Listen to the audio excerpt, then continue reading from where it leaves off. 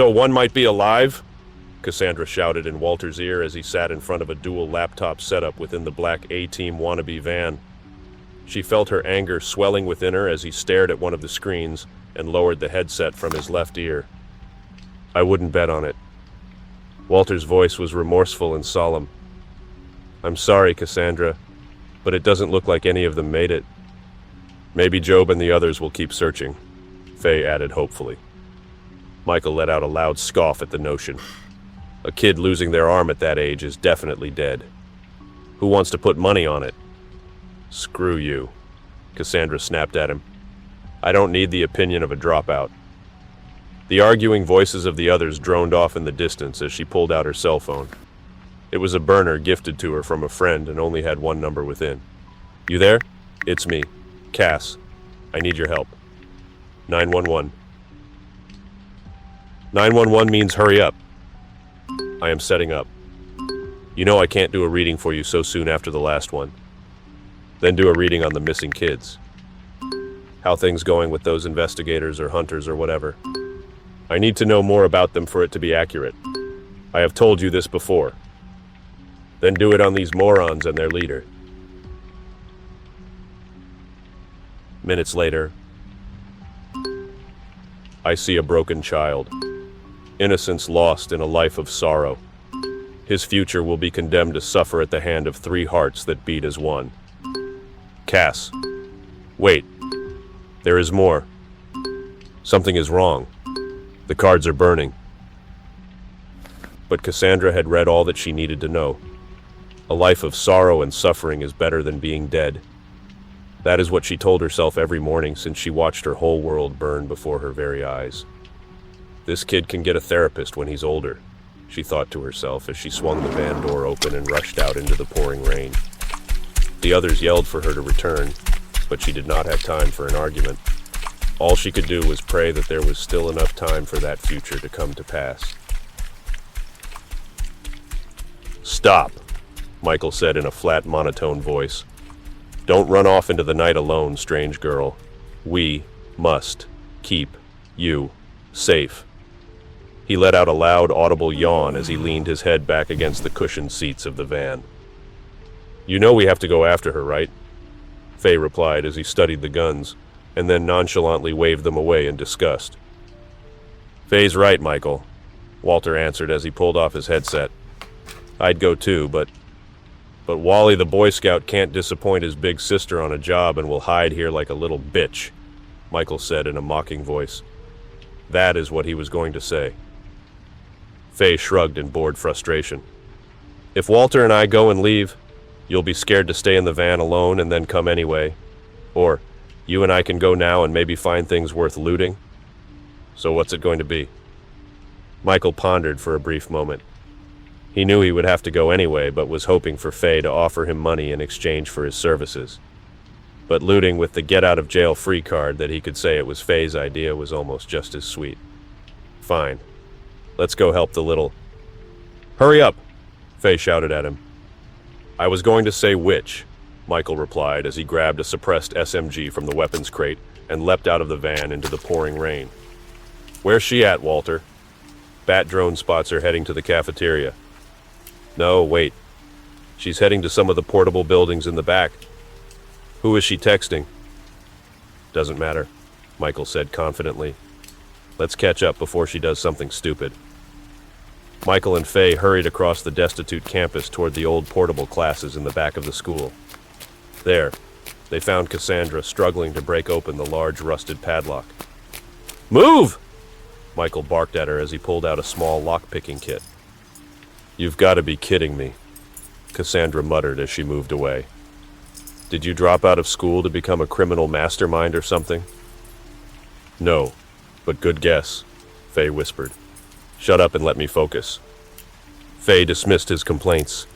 He learned to do it so he could steal drugs from the hospital where he did his residency, but... Shut the hell up, Michael snapped at him. Drugs are bad, Faye whispered to Cassandra as the door clicked open. Inside, the portable classroom reeked with the acrid scent of mold, feces, and neglect. The walls, originally a dull beige, were marred with scratches, peeled paint, and strange, dark stains. The windows were boarded up haphazardly, allowing only thin slivers of light to penetrate the gloom. Old desks and chairs lay piled up in chaotic heaps against the walls, their surfaces covered in a thick layer of dust and grime. In the far corner, multiple makeshift cages constructed of rusted metal bars held various emaciated animals ranging from cats with stained, matted fur clumped together in feces, grime, and dried blood, to birds with molted and patchy skin spots, where their once vibrant feathers once existed. Scurrying in and out of the cages were numerous rats, their bodies bloated and bearing strange, large, bulbous tumors. Before the group studied further, they noticed that lying in a rusted cage over a padding of newspaper and rags was not an animal, but a child. An unmoving child in torn, ragged clothes with his arm nestled to his side, holding the small stub at his elbow. His eyes were hollow, and his frail body unmoving. But as he stared at them, they saw in the smallest of moments those sad, broken eyes blink. "We have to get him out of there," Cassandra shouted as she rushed to the cage. "Everything is going to be okay," she said softly. Her eyes darted in panic between the wounded child and the others. Michael stared, dumbfounded and unmoving at the helpless sight before him.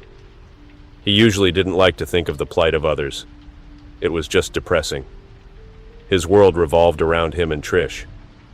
But all he could remember was the hollow, pathetic face he saw in the mirror years ago when Trish showed him and forced him to truly see the toll that poison had done to his body. Not my problem, he thought to himself. Hell, this is just a kid. But he battled the thought. He had enough problems to deal with. At least this boy survived. He'll get over it, Michael told himself. And Michael was an exceptional liar. So good that he almost believed himself. "Help us out, Mikey," Faye shouted from the cage. "Yeah, I am." Michael was abruptly interrupted by the sudden slamming of the large cage in the eastern corner of the building.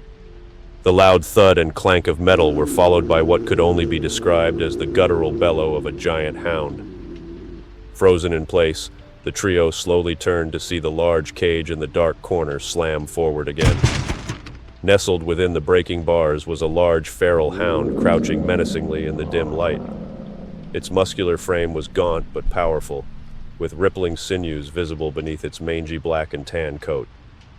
Hanging above it was a coiled brown leather whip with a smooth wood handle that fell to the ground as the hound slammed forward, bursting through the cage and rushing toward Cassandra and Faye.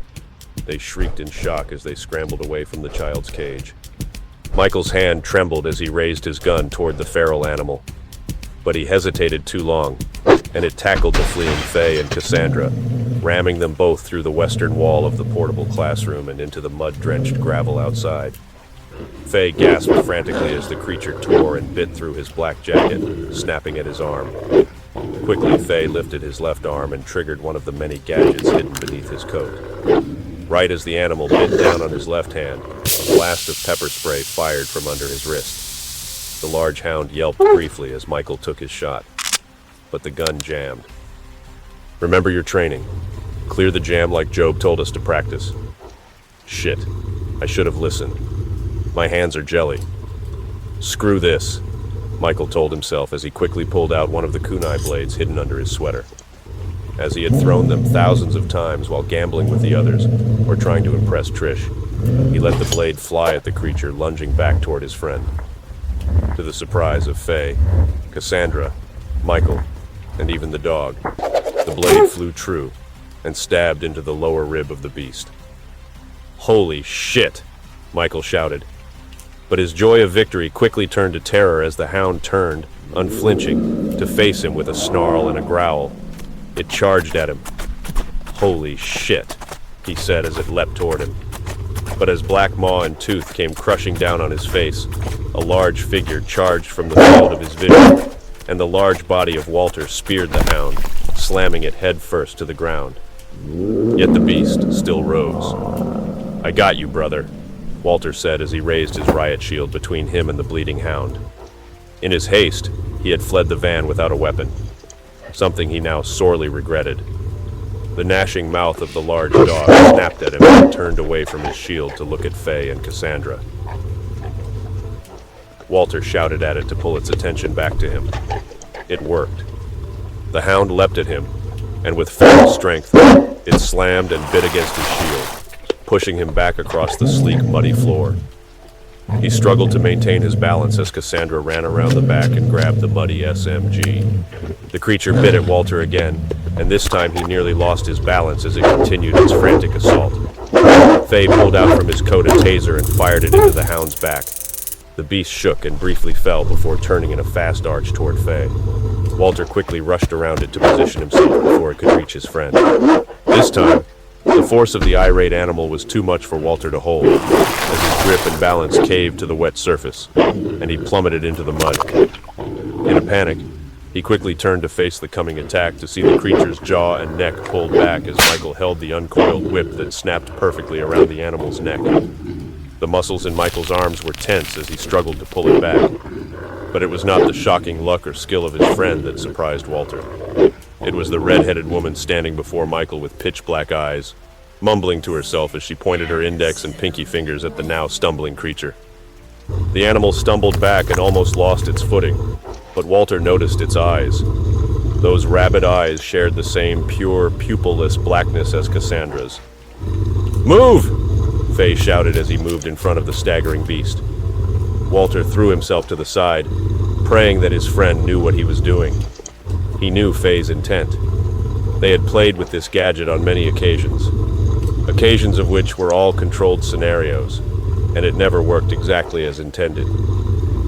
Walter turned as Faye lifted his right arm, revealing the concealed lighter and aerosol-fueled container strapped beneath his wrist. It was a device that had cost a fortune to develop, crafted in collaboration with top-class engineers who had indulged Faye's whims for unconventional and often dangerous tech. Just for his amusement, he had pursued this design. With a loud flash, the wave of flame shot free, enveloping the shrieking hound as fur and flesh sizzled in the drizzling rain. Then, with the silenced pop of the SMG, the hound fell as Cassandra fired into it. Walter gasped for breath as he looked at his comrades. A proud smile crossed each of their faces as they turned toward one another, before they heard the weak and faint voice of a child from within the classroom. "You are still going to die." His words echoed with the group. "We should leave the little shit," Michael said. But before anyone could answer, the hound leapt back to its feet. Its face part melted from the flame as it yelped in anger and rage before running away at a frightening speed. The group all watched the feral creature flee into the darkness, and in unison, they all muttered the same three words. "What the hell?"